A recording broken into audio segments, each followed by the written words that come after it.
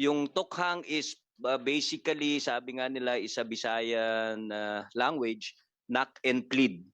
Doon po ginawa yung kumakatok sa mga different houses na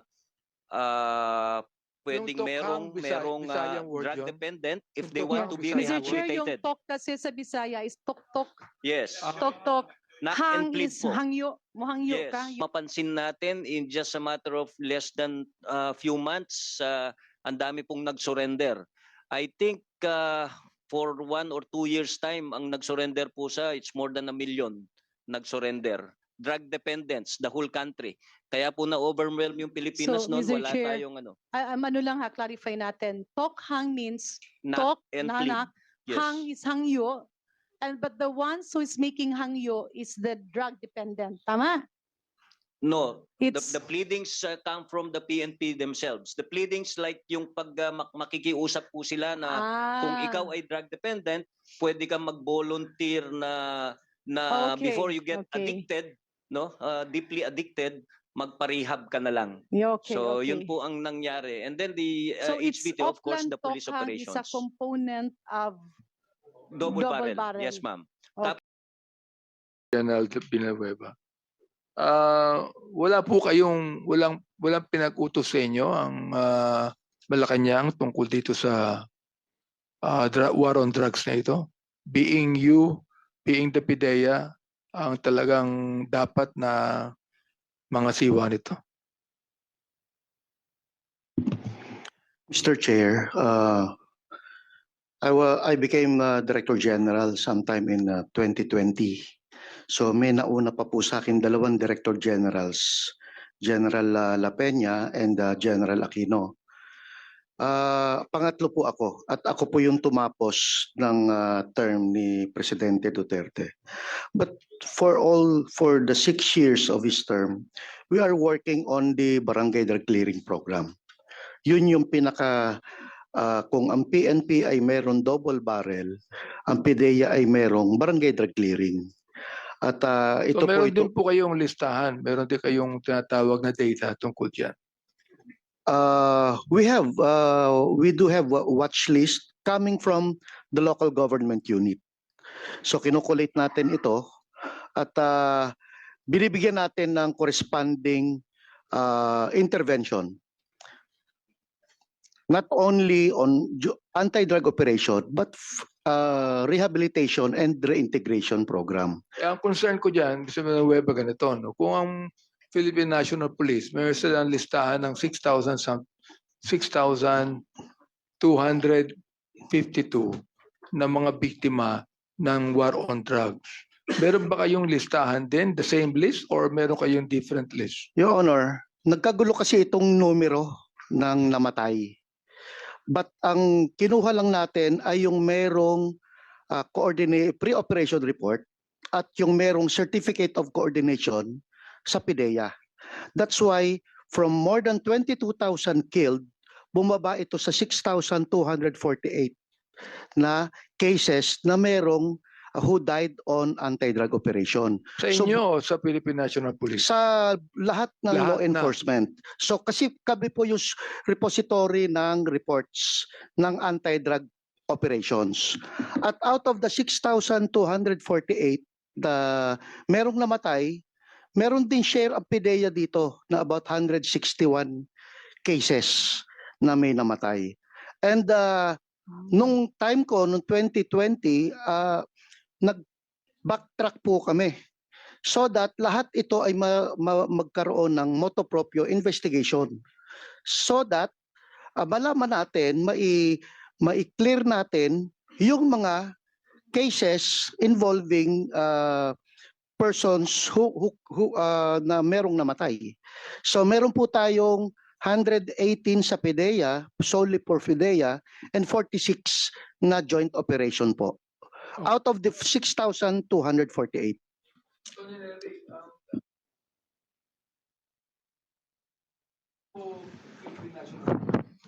Yes, para ma-avoid, Mr. Chair, yung kasi didebatehin pa kami saan nanggaling yan. So kinuha na mismo namin yung data nila. And that was also in the slides by as of 2018, Mr. Chair. Mr. Chair, may I request that PDEA and NBI submit to us operations against illegal drugs which resulted to the death of the victims. May I move, Mr. Chair, that we get that NBI and PDEA would submit such, simply because if I remember it right, Oplan Barrel had two components. One is Operation Tukhang, and I think General Albayalde would bear me out because he was the one who mentioned the Oplan double barrel. That's why it's called double barrel, because it had two components. Component. Double barrel, kaya tinawag na double barrel, two components yan eh, Hindi as far shotgun as I yun. know. Congressman The Akop. first one is Congressman Operation Akop. Tukhang. Hindi yun shotgun. Hindi. Oh. That's why they called it double barrel. Dahil dalawa ang component niyan eh. One is Operation Tukhang. The other one is an operation against high-value targets, if I remember it right. Tama po? Yes. Di po ba? Yes. And PDEA, Wilkins is now saying na meron din silang barangay eradication insofar as illegal drugs are concerned. That is also embodied under Oplan Tukhang. When you conduct visitations to houses which are suspected to house illegal drug users. Tama, di po ba? So, but there came a time during the Duterte administration that the operation against illegal drugs was transferred to the PDEA. I think that was in 2017. Now, from the statisticians that reported this afternoon, Mr. Chair, may I know if after 2017, nag-drop po ba yung incidents involving alleged extrajudicial killings? Yun po, Mr. Chair. There was a drop in anti-drug operation, Your Honor. Kasi kokonti lang po ang PDEA noon at ang Philippine National Police were barred from conducting anti-drug operation. Talagang bumaba po ang anti-drug operation. And at the same time, I cannot answer for kung nag-drop din yung the PDEA has the records on those who were killed from 2017 until naibalik yung operation sa PNP, Your Honor. But PDEA has the record of it, Mr. Chair. But the general picture during that time is that it was only PDEA who are undertaking the anti-drug operation dahil nabarred ka po ang police to undertake the same. So talagang bumaba po ang anti-drug operation during that time. Yan, Lasso, meron po kayong data niya? Yes, Your Honor, we can provide the Can you data. submit to us the data? Yes, Your Honor. Mr. Wilkins, kung meron din po kayo na data dyan sa inyo, paki-provide din po sa amin. Your Honor, lahat po nasa PDEA. Sa PDEA. Naka-database na po kasi lahat ng system ng PDEA. So everything that you want to have is kayang maibigay po ng PDEA, Your Honor. Okay. PDEA leaks. Okay, Congresswoman Castro, please. Yes, Mr. Chair. Balikan ko lang po si former DOJ Secretary Guevara, Mr. Chair, kasi sa panahon niya ito. So tama po ba? Buong panahon ni Duterte, kayo po yung secretary? Hindi po. Yeah. Nung umpisa po ako ay ang Senior Deputy Executive Secretary at ako po ay nag-assume sa Department of Justice bandang April of 2018 po Okay. hanggang sa matapos Okay. ang termino ng Presidente Duterte. Yes, kayo po yung Mr. Chair, yung nagpasa ng appeal doon sa ICC na yung meron pong data tayo na 52 na being investigated by the. Yes, that is correct, Your Honor. Okay. So out of 6,522, 65 out of 6252 as reported, no? So 52 lang po yung sinasabi ninyo na naimbestigahan. So how about 6,200? So Thank- tingin niyo Mhm. during those time, Mr. Chair, nag-iimbestiga rin ang DOJ dito sa killings. Tama po ba? Tama po yan. So during the time, 2018 hanggang 2022, na iniimbestigahan ninyo, bakit po 52 lang yung naimbestigahan ng DOJ po? Kasi 'di ba kayo talaga yung dapat na huling pupuntahan ng ating mga kababayan kung may nararamdaman silang injustice, 'di ba? DOJ yung pupuntahan. Pero bakit po 6,200 natira? Bakit hindi nyo naimbestigahan? Let me explain that po. Nung umpisa pa lang po na ako ay mag-assume ng pagiging Secretary of Justice, ay nariyan na po ang problema tungkol sa mga namamatay sa drug operations.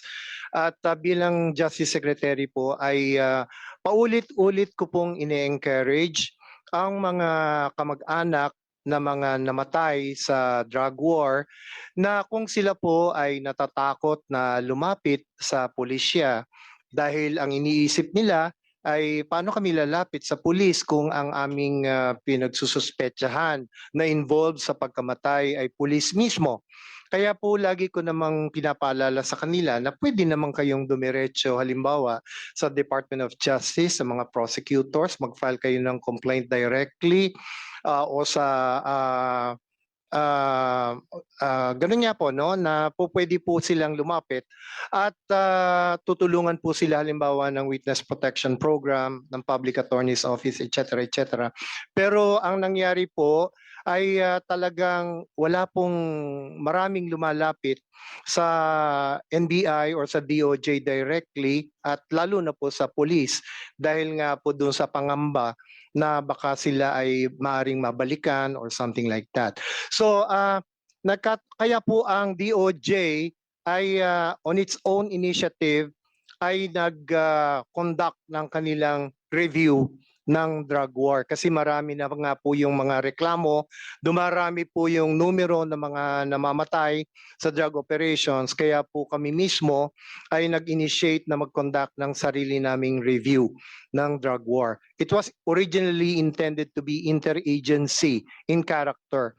Pero ang masama po nito, Mr. Chair and the committee members, inabutan po tayo ng pandemic. Ito pong aming plano na mag-conduct ng comprehensive review ng mga drug operations na may mga namatay ay nagsimula po noong 2020 na siya naman pong naging kasagsagan din ng pandemic. Kaya po yung aming pinaplano na nationwide na pag-conduct ng review ay severely hampered because of mobility restrictions.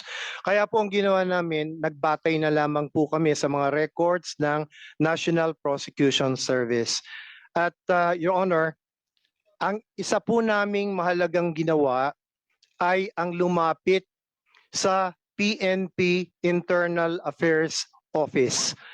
At mabuti po at nagkataon na ang kanilang Chief of Police at that time, PNP Chief or Director General ay pumayag, si General Guillermo Eleazar ay pumayag na ibigay sa DOJ ng PNP Internal Affairs Service ang kanilang mga records ng investigasyon.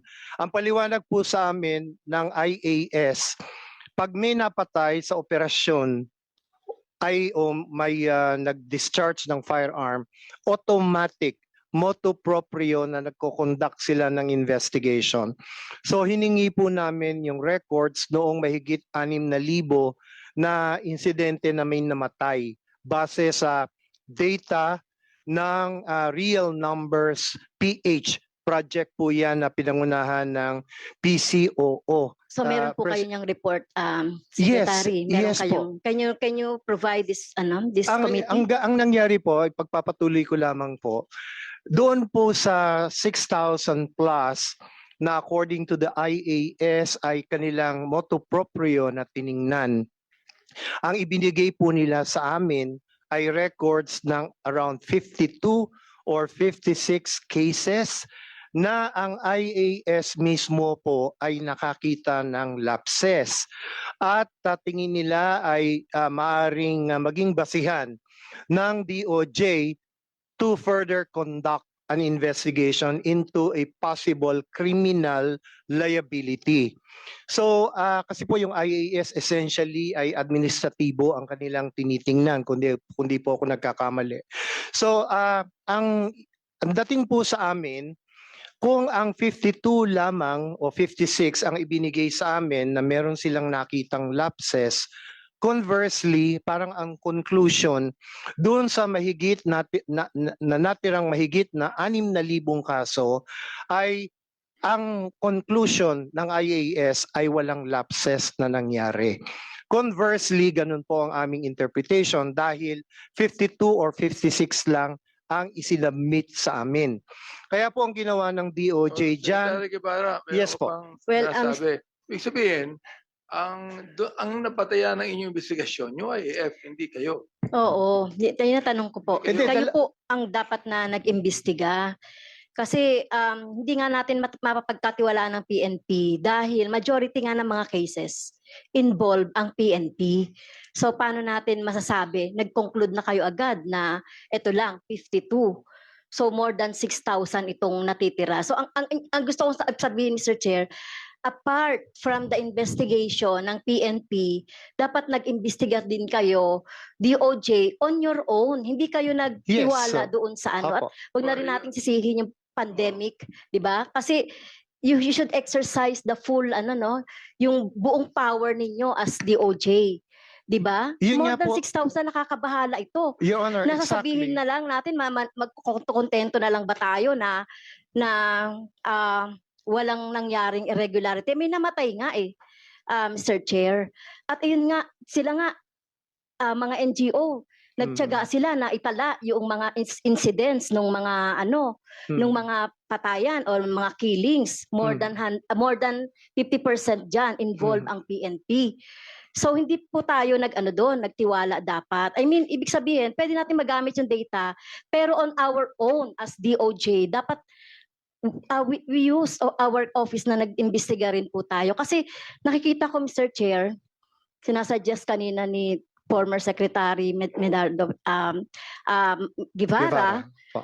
na suggestion, good nga yun, magkaroon ng independent na parang agraba commission na magkaroon ng independent. Kasi nagkaroon na kayo ng pagkakataon ngayon noon di ba? So bakit parang passing the buck ba? Ibig sabihin, papasa natin yung responsibilidad wherein kayo yung responsible noon. Kaya parang naisip ko, Mr. Chair, part din kayo ng cover up. Hindi po totoo yun, Well, Your nakikita Honor. ko yun kasi hindi kayo nag-imbestiga in full. Hindi rin po nyo totoo talagang, yun, Your Honor. Mr. Chair. Kasi kung talaga nag-imbestiga kayo in full, 52 lang yung sinabi ninyo na naimbestigahan. Nagbe-base pa kayo doon sa PNP na isa sa mga culprit dito sa mga EJK. Hindi po Kaya totoo yun. dapat kayo Your po, yung 6,000, di ba kayo nabahala sa isip ninyo na 6,000 na mga kababayan ang namatay na hindi man lang kayo talagang nag-take ng pinaka-best effort para maimbestigahan ito, Mr. Chair, 6,000. No? Isa o dalawang patay lang dyan, nakakaiyak. Isa nga lang na nagsalita dito, nakakaiyak na yung nangyari. Kaya po tingin ko po, may cover up. No? Ito na nga lang, yung EO2, parang sinimento na lang nga yan parang sinil na yan na nandiyan sa EO para hindi talaga makapag-imbestiga.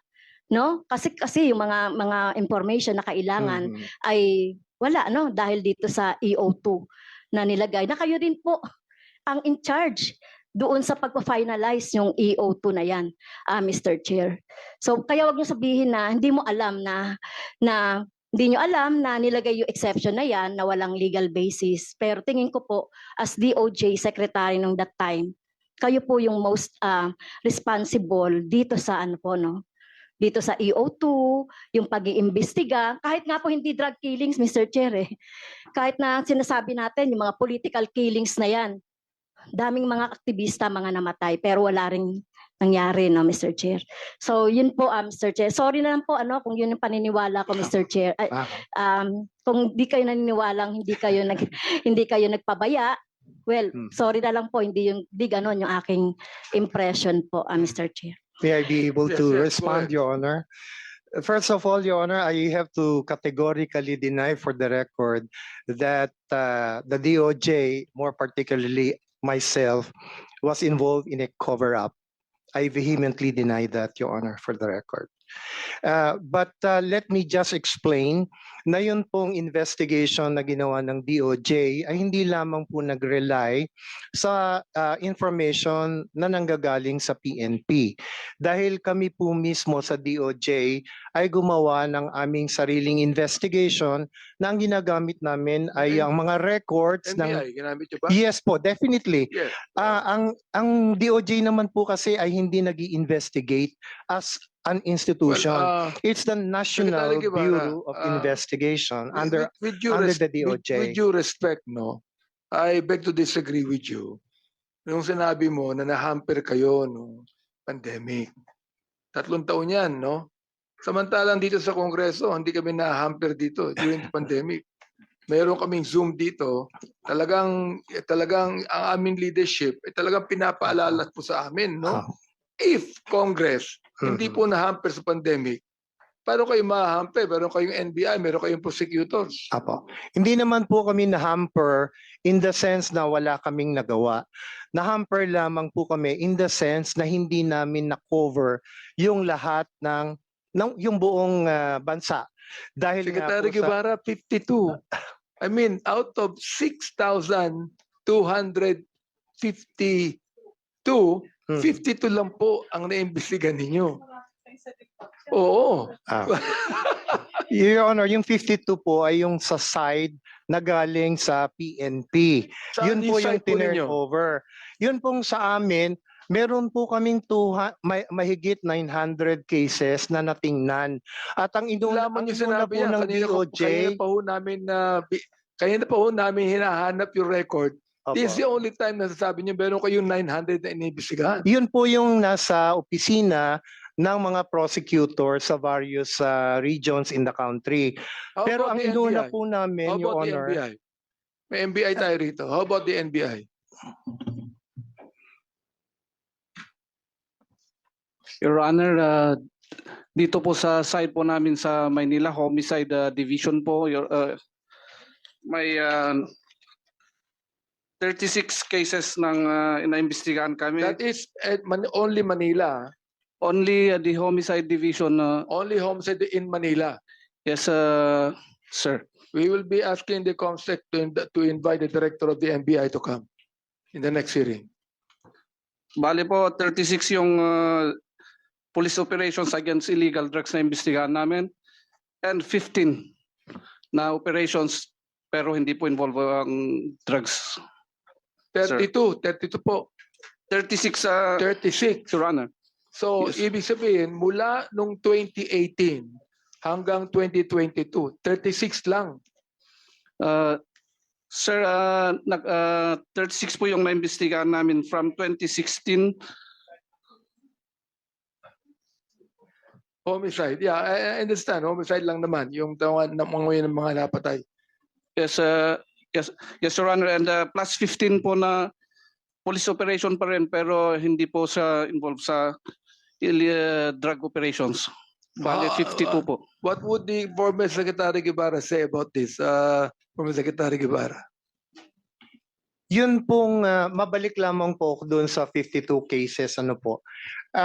Yun po ay tiningnan namin sa Department of Justice at tiningnan po namin kung alin yung karapat-dapat na i-refer for case build-up sa National Bureau of Investigation.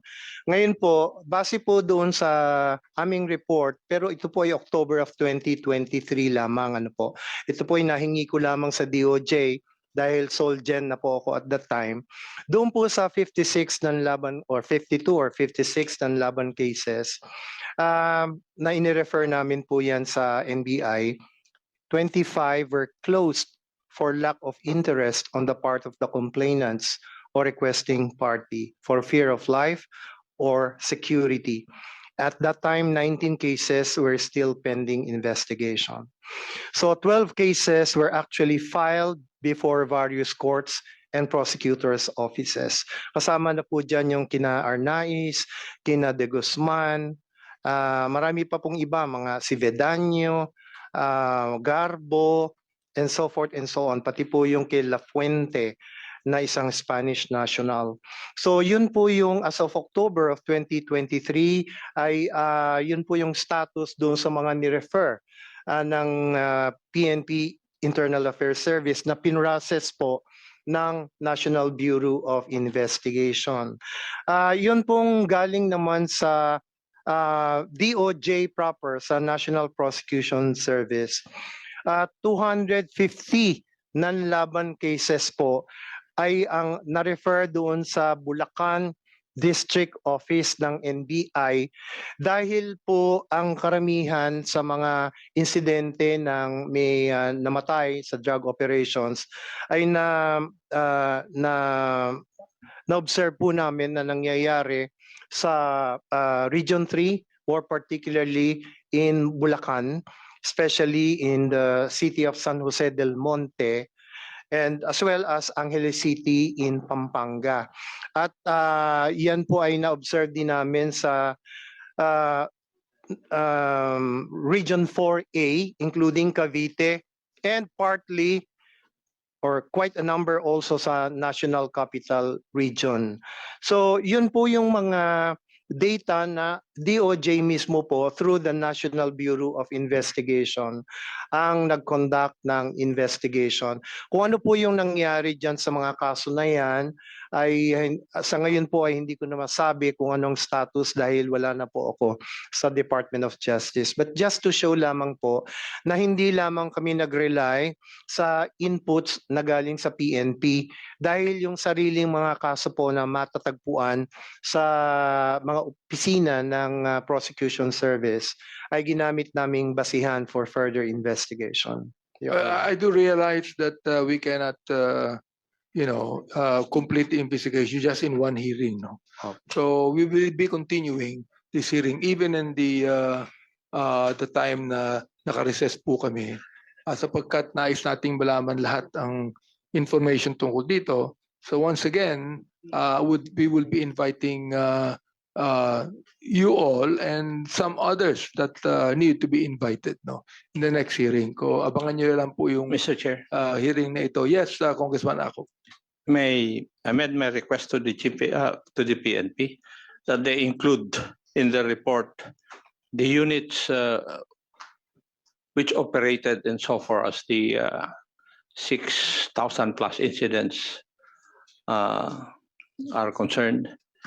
And second, there were 3 chiefs of the Philippine National Police during the time of former President Duterte, right?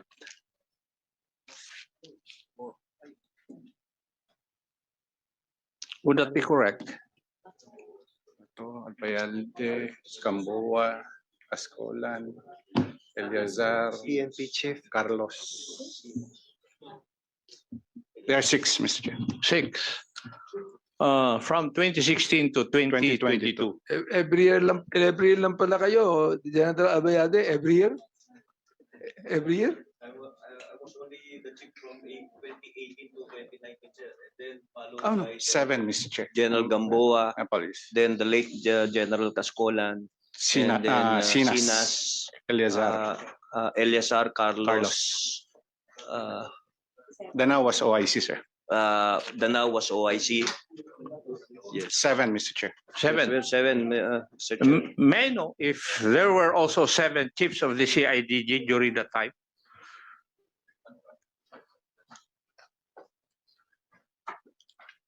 General Francisco, you're now the head of the CIDG, right? Nandun yung mga litrato na maging chief ng CIDG dun sa hallway. Yes, Your Honor. I will update this honorable committee of the numbers of the CIDG director during that time. Mr. Chair, may I move that we invite the former chiefs of the CIDG during those times? All right, I don't think there is any objection, so the motion is approved. We will be inviting the current Philippine National Police Director General, no? So that the top brass will also be involved in this invitation, no? And of course, just like the motion made by Congressman Ako, we're going to invite the former, ang dai pala, no? The former, no? Then makikita-kita kayo dito.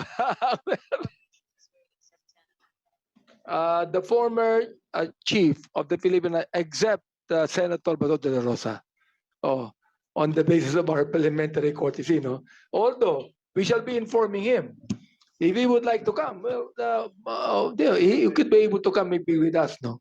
Of course, the late Coscolan, di ba? So, So Mr. Chair, we'll do that. can I now proceed to my Yes. interpellation? Before we adjourn for the last time, I would like to recognize Congresswoman Garin. Thank you very much, Mr. Chair. Mr. Chair, just to recap, several numbers has been given. May I inquire from the PNP and the CIDG as to the inventory of cases filed both against uniformed personnel and private responders? So can we have that submitted? Yes, okay. Para ma-vet natin lahat ng numbers. Mr. Chair, may I be clarified in the last private respondents case filed against private respondents? Mr. Chair, may I be clarified on that? Earlier, I believe during the interpellation and the statements, I'm not sure if it's from Attorney Conti, there were mention about yung mga biktima ay nakakasuhan. One concrete example that was given was the driver of Councilor Kadungog. Yes, and I also heard, as mentioned by the other resource person, na yung isa nag-drive lang, yung mga kasama that would end up having cases para yung biktima ay kinasuhan tuloy. Instead of the alleged PNP assailant, nakakasuhan yung isa sa mga biktima o yung mga kasama. So that's why I wanted to have an inventory because the complainant, I believe, Attorney Conte, ang complainant is the PNP. Tama ba? Yes, Your Honor. So of the two crimes, the one quote unquote the suspect would be the private person, yung suspect ng drugs, yung unang krimen, at yung pangalawang krimen na yung pagpatay na nangyari dahil di umano may buy bust, ay police po ang suspect dito. Ang nangyayari, ang fina-file ng police, yung unang krimen, patay na yung suspect, sinasampahan pa ng krimen ng illegal possession or buy bust. Kalimitan po dito ay nadidismiss naman dahil patay na po yung may kagagawa. Yes, but we just want to have an inventory of cases filed. No, para makita natin, baka naman talagang may basis for the PNP to file. And we would also like to look into the strength of the cases filed. Kasi minsan, ang hirap na palaging natatalo din yung PNP sa mga kaso. Maybe this is one area where we can actually explore whether there is help needed on the legislative side, whether more budget is needed to furnish you with, to assist you with lawyers who can focus on cases being filed. But of course, it does not mean to say na, kasi baka naman walang basehan, yun naman ang magiging isang problema. So, the inventory of cases. May get the response of our former PNP chief kay General Abayalde. Sir, meron kasi mga alegasyon na yung mga biktima ay parang nakakasuhan. Can you respond to this? Are they really victims or are they... Ma'am, balik po tayo doon sa sinabi kanina kasi in encounters, like especially pag may mga ganyang police operations, yung pong sinasabi lang in place inquest. Nagkakaroon po kasi kung minsan na kaya may mga meron o merong wala, pero yung iba po meron. Nagkakaroon po kasi ng pag meron kasing available na inquest fiscal, talagang kailangan po kasi talagang i-inquest yung mga suspects, ma'am. Let's say tama po 'yon, kaya most of them na-dismiss dahil napatay na po yung suspects.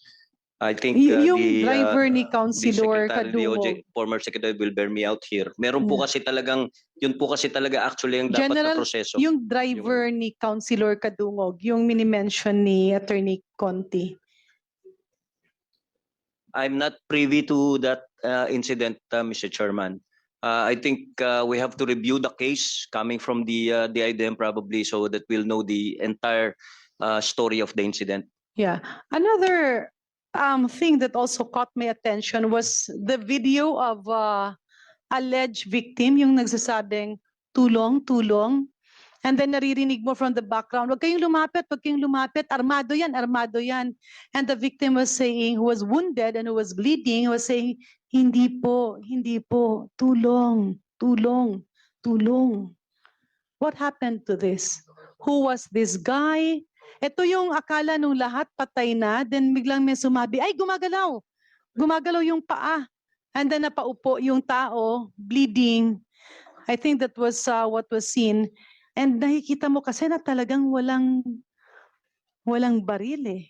So can we have the details of this case? Who is this person? Why was he there? Was he a victim of being in the wrong place at the wrong time? Did he survive? How is he now? Ma'am, Mr. Chairman, the PNP will be in the position to, of course, provide you with that information. I'm sure the case is still ongoing. If it's still ongoing in the court, Yeah, Attorney at buhay po Conti. yung buhay po Mr. yung Chair, if- kaso niyan, I'm sure. Yeah, Mr. So, Chair, can we recognize Attorney Conti as to respond kung Attorney nasaan Conti yung... will respond, please, and then General Balde will be able to answer the query. Yes, Your Honor, just quickly in the case of Francisco Maneja Jr., who was seen in the video and in this photograph, he was actually accused of violation of Section 5, Article 2 of the Comprehensive Drugs Act. He was acquitted August 6, 2018. Unfortunately, I do not know how he is at present, but as I understand, he was not able to file counter charges against the policeman. So my question here, Mr. Chair, who spent for the legal fees? Your Honor, in this case, I think Mr. Maneja was represented by the Public Attorney's Office. Okay. And yung nagreklamo ay yung PNP. They would have to be represented by the prosecutor assigned to these two lawyers are assigned to the court, Your Honor. And the case was dismissed. He was acquitted, and so in a way I could say, Your Honor, this was a waste of time. In fact, And a waste of taxpayers' money. yes, Your Honor, and a waste, on the part of Maneja, who was injured. I mean, it was the height of ignominy for him to be charged eventually. So he had, during recuperation, I would imagine the trauma of having to go through cases. Ako na nga yung nasaktan, ako pa pala yung kakasuhan. Can I rephrase that, Mr. Chair, ng ako na nga yung binaril, ako na yung inakalang patay na, biglang nabuhay, and then kakasuhan ka pa. Maybe, Mr. Chair, to our former Secretary of Justice, do you think there is wisdom in the recent order of Secretary Boying Remulla, where he gave an administrative order address to the prosecutors not to keep on filing weak and baseless cases para naman hindi nasasayang yung pera ng gobyerno? So do you think there's wisdom to this order? I perfectly agreed with that pronouncement by the incumbent Justice Secretary. Yes, Mr. Chair. I believe that's one thrust that the committee can possibly look into, Mr. Chair, because nakikita naman natin sa news, meron yung mga na-file ng kaso na alam mong may involved. I mean, I don't want to put judgment, but I believe the PNP even dismissed a police officer because of an alleged murder pagkatapos na di-dismiss yung case. Like, masakit kasi yung nakasuhan ka na wala naman palang basis. Ito namang may basis pero na-dismiss kasi mahina. This can actually be, we really don't know if mahina ba talaga yung kaso or sadyang pinahina. So marami ang pwede. So this should be looked into, and those filing the case should also have accountability if they file weak cases because that's tantamount to wasting taxpayers' money. Moving forward, Mr. Chair, naririnig ko yung terminologies na to. Pero sa dami kasi, nalilito na kami. Of course, we have the former Chief General Albayalde who's here. Sir, pwede mo pang ma-enlighten ulit kami. What is Oplan Tokhang? What is Oplan Taphang? Ano naman yung Oplan Double Barrel Alpha? And what is Oplan Double Barrel Reloaded? What are the differences of these four? Thank you, Mr. Chairman.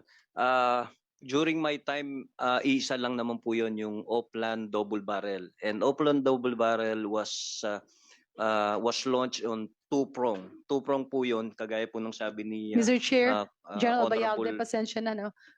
Baka pwedeng, even if you're not at PNP chief, but you were with the service, pwedeng doon tayo sa pinakauna. Ano ba yung Yes, pinakauna? yung pinakauno po yun is yung Oplan Double Barrel. And double so barrel, not the Oplan Tokhang. yes, the Oplan Tokhang actually is under Oplan. Oplan Tokhang is actually under double barrel. Dalawa po yun. Dalawa pong approach yun, yung Tokhang at saka yung HBT, just like the Honorable Congressman Akop have said earlier. Yun po yung ano doon. Yung Tokhang is basically, sabi nga nila, is a Visayan language, knock and plead. Doon po ginawa yung kumakatok sa mga different houses na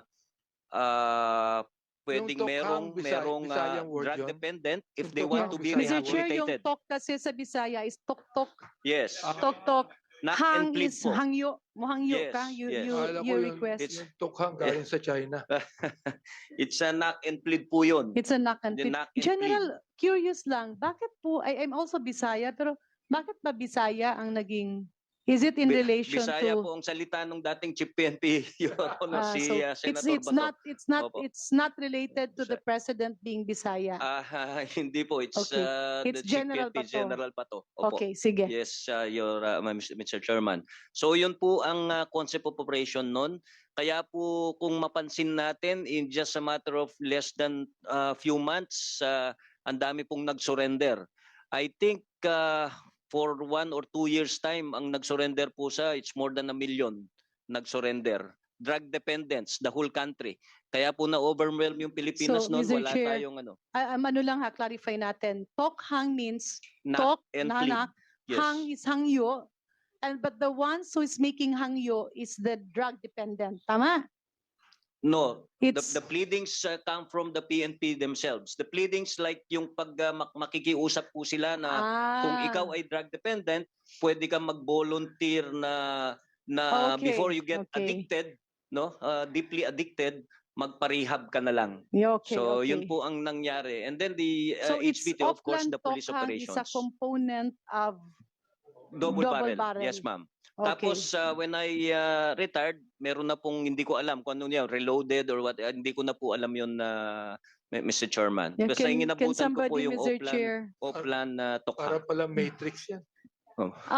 para lang align tayo sa definition Yes. of terms. Yes, ma'am. Yeah, so Yes, maybe we can Your Honor. request the Ganun po yun. PNP, any PNP representative, yung Oplan, that's Oplan double, Tokhang. Oplan Tokhang is a component of Oplan double barrel. Yon. Iba pa yung double barrel alpha, iba pa yung double barrel reloaded. Sige, sir, Ay- if you can, Mr. Chair, with your permission, can we be appraised as to the definition of the components? Thank you, Mr. Chair. The succeeding Oplans from double barrel, we can say in some, Madam Mr. Chair, are just precursors of the old. But the new ones are just changing the focus, but still on illegal drugs. That's all how I can describe the succeeding Oplans, ma'am, after double barrel, the alpha, and the reloaded. It just changed on the focus, ma'am, from the HVT to I was not assigned with DO, ma'am, but basically, essentially, ma'am, that's the changes that were introduced from one Oplan to another. It's just the focus, but still focused on illegal drugs. Ano ba tayo ngayon yan? Do we still have now? Wala na. Oh, Meron pa Meron rin. pa. And, Ibig sabihin, marami pa yes, drugs. yes, we have, Mr. Chair. and It's called the Adore. focus is the users to prevent them Pusher. from becoming pushers. Ganun ba? Papresas kasi para maintindihan namin ng the focus are the users, not the big time drug syndicates. Yeah, in relation to the question. Yes. First, may I know the position of Gerald Bakay? When these things happen, kasi para ma-establish ko yung credibility mo, na alam mo yung Oplan double barrel reload. Bata pa siya nung araw. Kaya nga tinatanong ko, Mr. Chair. Kasi mas meron mga nakikita ko, merong mga nakikita ko dyan na nakapwesto noon na dapat alam nila ito eh.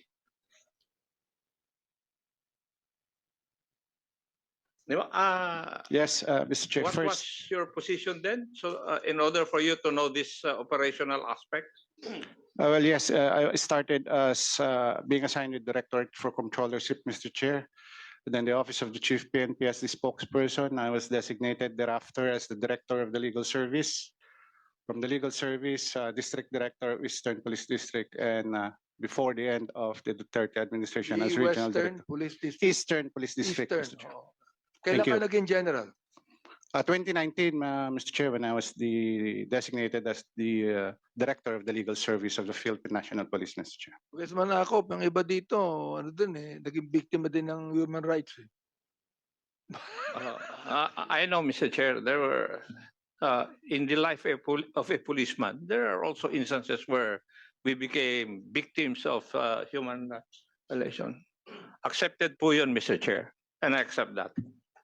Mr. Chair, Are you finished, Congresswoman? related kasi yung sa Tokhang, so sabi kasi ni General Albayalde, pinasusurrender.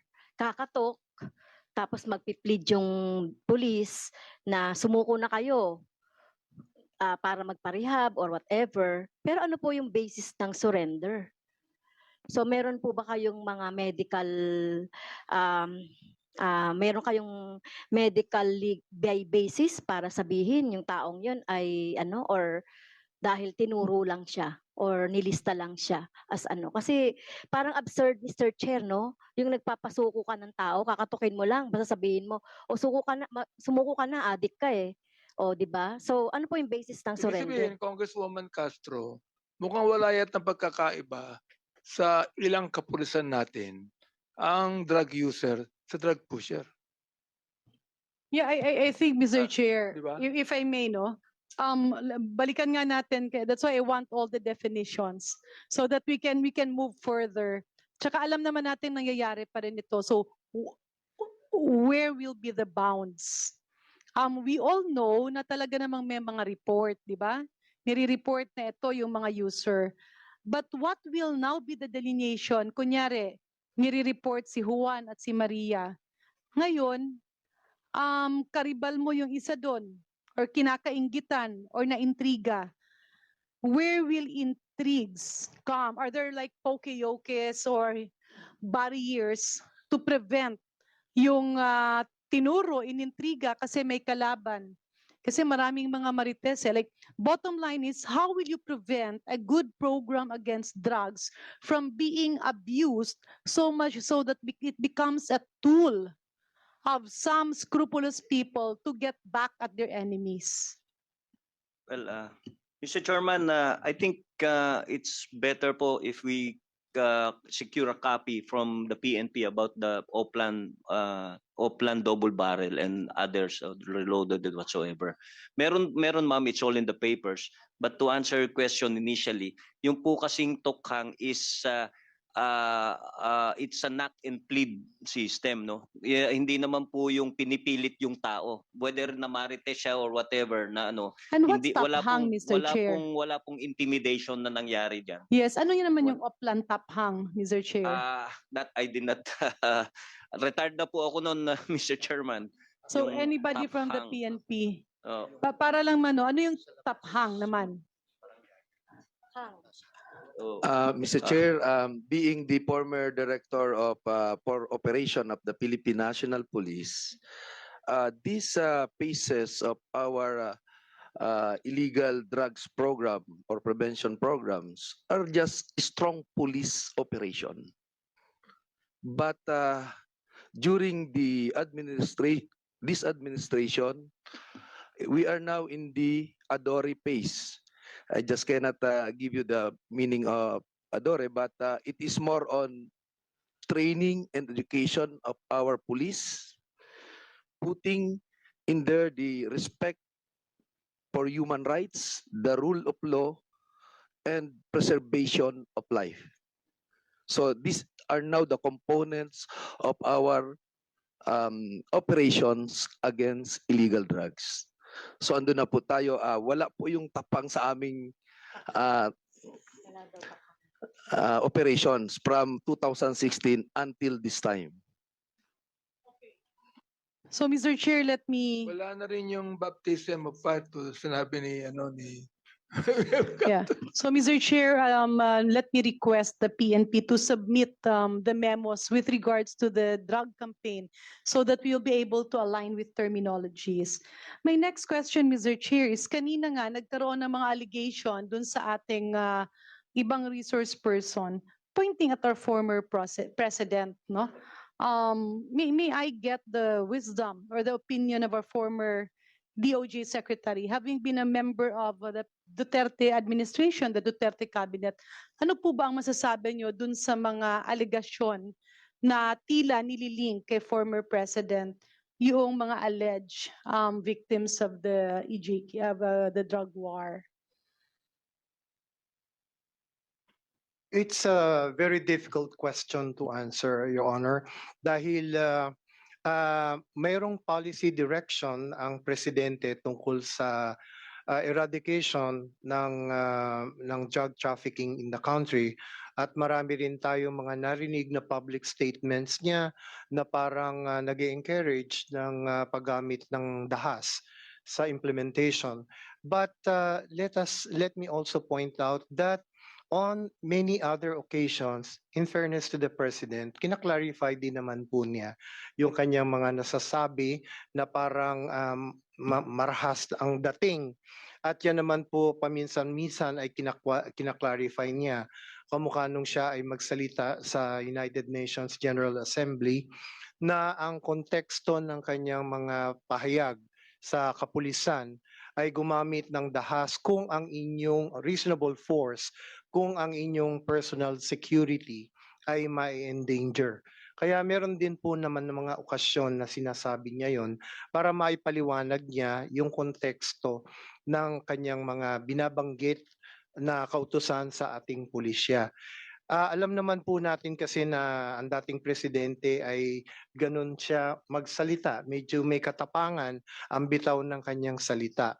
Pero yun po ay nababalanse naman paminsan-minsan ng kanyang paliwanag na ito ang mga pulis ay dapat gumamit ng reasonable force kung ang kanilang sariling personal security ay malalagay sa alanganin. Ngayon, yun po ang kanyang policy directions na sinasabi. Kung ang implementation po niyan ay iba ang ating nakikita, ay palagay ko po ay maaaring case-to-case na po ang mangyayari dyan. Maaari pong mga sitwasyon na nasusunod naman yung policy na gumamit ka lang ng reasonable force kung ikaw ay ma-endanger ang ating police law enforcement agents. At admittedly, ay meron naman din pong mga sitwasyon na ang obserbasyon ng mga nag-imbestiga ay medyo unnecessary ang force na ginamit ng law enforcement agents. Yan naman po ay admitted. Kaya ang mangyayari po dyan talaga ay case-to-case basis kung ano talaga ang factual situation sa isang particular na kaso. There was also mention of 52 appeals. I'm not sure if I heard it from Chairperson Palpalato. Yung 52 appeals to the ICC na ay kay Attorney Colmenares. Yes, Mr. Chair, it was the appeal of government to the ICC decision to continue the investigation. In that appeal, the government was trying to assuage the ICC na we're investigating. In fact, we have 52 cases.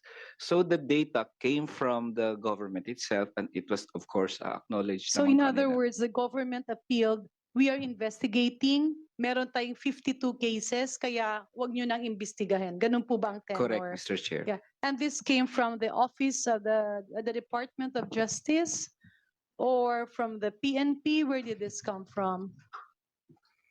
Yun po ang statement na ginawa ng Office ng Solicitor General bilang counsel for the Republic. Kami po ay umakyat sa appeals chamber ng ICC hindi upang ipagtanggol ang kahit sino man na maaring pinagsususpetsahan na may ginawa na labag sa batas, kung hindi upang iparating po sa ICC ang mga legal arguments. Wala pong kinalaman to sa mga personalities involved. At ang legal arguments po natin sa ICC ay nagre-revolve lamang sa dalawang major points. Ano po? Ang una ay yung tungkol sa pag-exercise ng jurisdiction ng ICC na bagamat kinikilala natin na yung mga ganyang klaseng crimes ay magfo-fall under crime against humanity kung yan ay mapapatunayan na merong systematic pattern. Ganun pa man, yung pong pag-exercise ng jurisdiction ng ICC ay belated in the sense na noong i-trigger po nila ang investigasyon, formal investigation, commencement or resumption ng formal investigation by the ICC ay mahigit 2 taon na po tayong effectively nakapag-withdraw sa ICC. At yun naman po ay nilalaman din ng Rome Statute. Pangalawa po ay yung mismong essence ng trabaho ng ICC, yung complementarity principle na pinag-uusapan. Yun po yung nag-underlying legal doctrine kung bakit may ICC. Kung ang isang gobyerno ay walang kakayahan o unwilling na mag-conduct ng kanyang sariling investigation at prosecution, doon papasok ang ICC. They will complement. Pero ang primary jurisdiction po ay nasa domestic institutions. At yun po yung pinapaliwanag ng OSG. Ang ating mga domestic institutions naman po ay nagfa-function. Bagamat ang tingin po ng mga human rights groups ay kulang ang ginagawa ng ating domestic institutions, hindi po ibig sabihin na hindi ito nagfa-function. Malayong-malayo po ito sa kaso ng mga rogue states na tinatawag. Hindi ko na po i-mention kung alin sila. Pero karamihan po ay matatagpuan sa Africa na talagang medyo hindi po maayos ang governance. Ano po? Wala pong matibay na legal and judicial system. At yun naman po ang pinapaliwanag natin sa ICC na hindi applicable yung ganyang complementarity principle sa Philippine side, sa Philippine situation dahil meron tayong mga kaukulang domestic institutions. Nandiyan naman po ang Department of Justice, nandiyan po ang mga regular courts natin, nandiyan po ang Commission on Human Rights at ngayon ang aming legislature ay pumapasok na para gumawa ng mga kaukulang hakbang para ma-address yung mga ganyang klaseng problema. In other words, ang appeal na ginawa ng Solicitor General's Office is sabihan yung ICC na wag yun na munang ituloy because there are 52 cases being investigated. And so to avoid nuances and duplication, eto na muna, no, the domestic investigation shall be allowed.